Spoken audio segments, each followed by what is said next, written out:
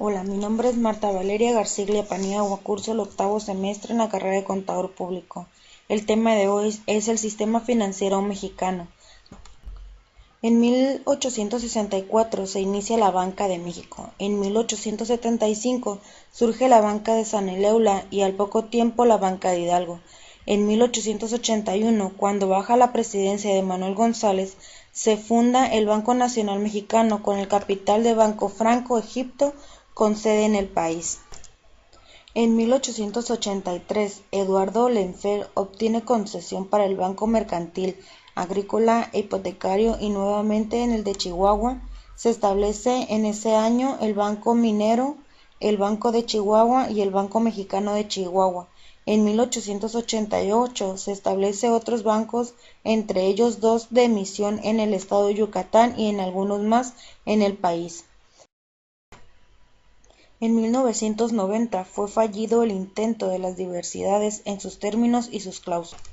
En 1896, José Yves Limantour inició los trabajos para expedir una ley bancaria al amparo de los cuales pudieran uniformarse los términos operativos y funcionales para los bancos que ya existían y para los que se establecían en el futuro.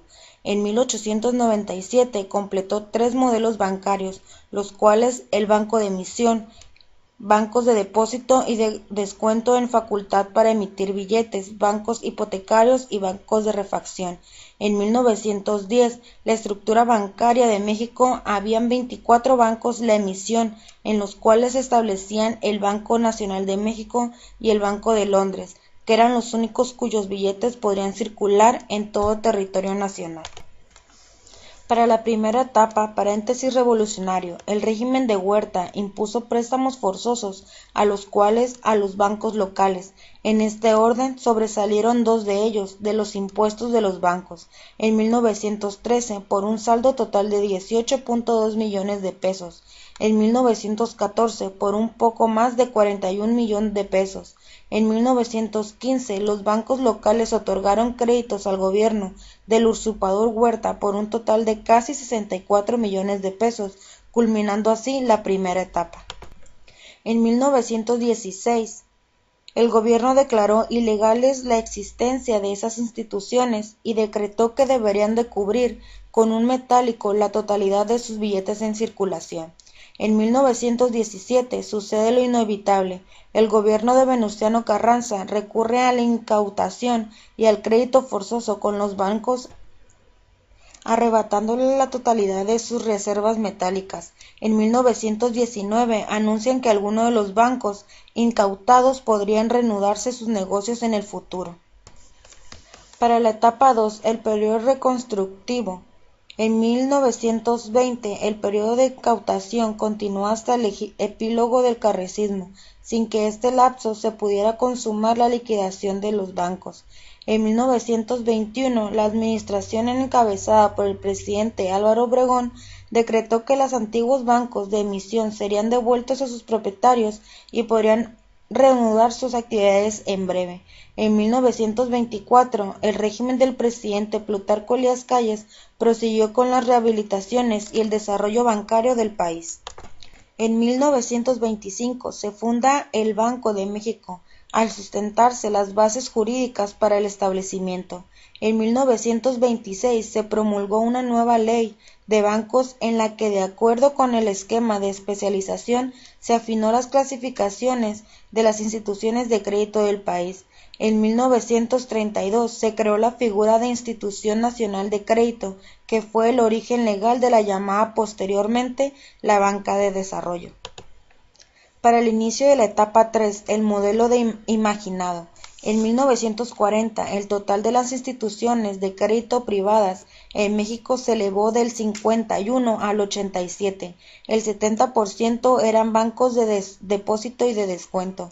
En 1941 se afinó y profundizó la clasificación de las instituciones participantes en la intermediación financiera. Según el ordenamiento de las instituciones de crédito serían las siguientes: banco de depósitos, sociedades financieras, hipotecarias y de bancos de capitalización.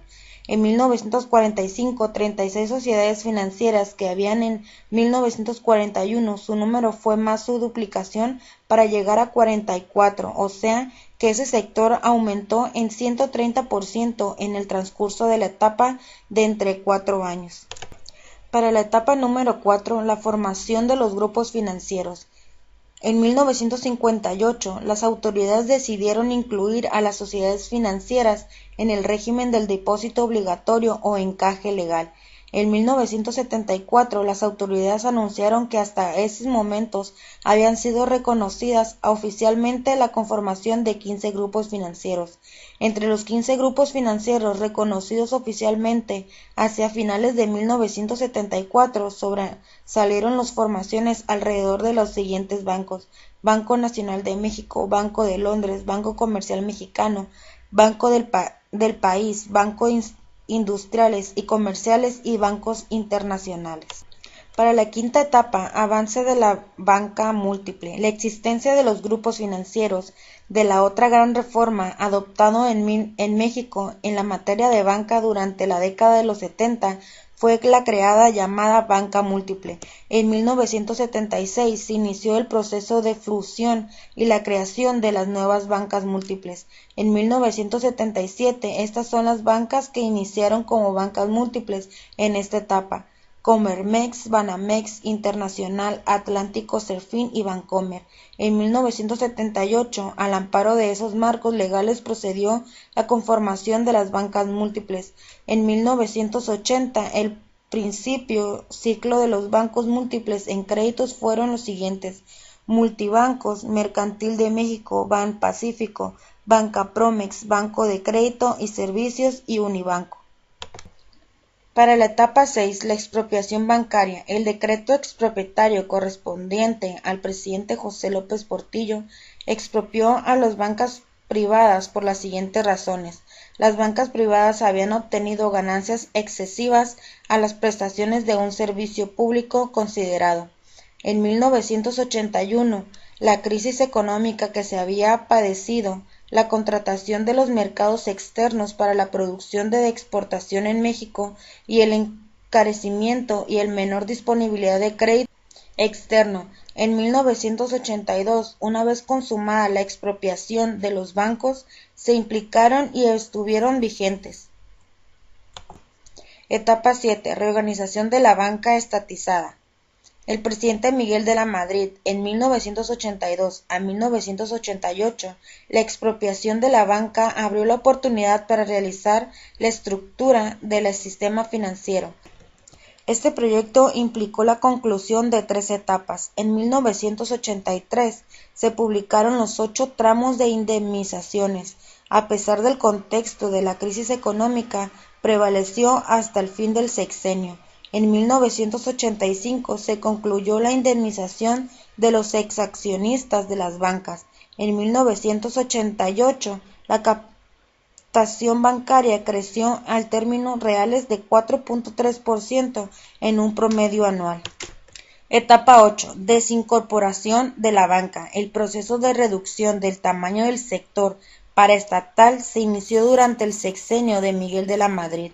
Sin embargo, las privatizaciones más grandes y también más controvertidas se llevaron a cabo durante el gobierno del presidente Carlos Salinas en 1988 a 1994.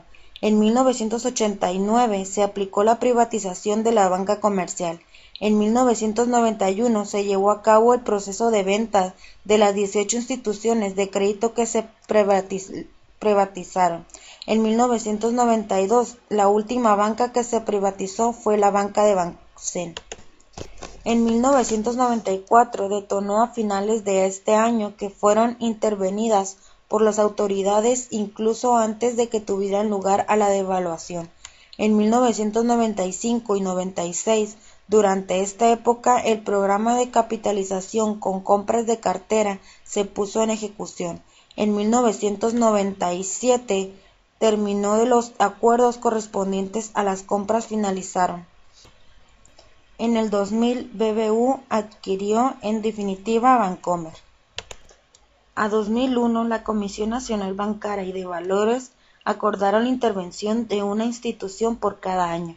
En el 2002, HSBC consiguió el control accionario de Vital. En el 2003 proporcionó ascendencia a 82.3% distribuidora por Origen Nacional de los Recursos. En el 2007, el subsector de la banca múltiple integró a un conjunto de 40 instituciones, entre los cuales se encontrados bancos más tradicionales.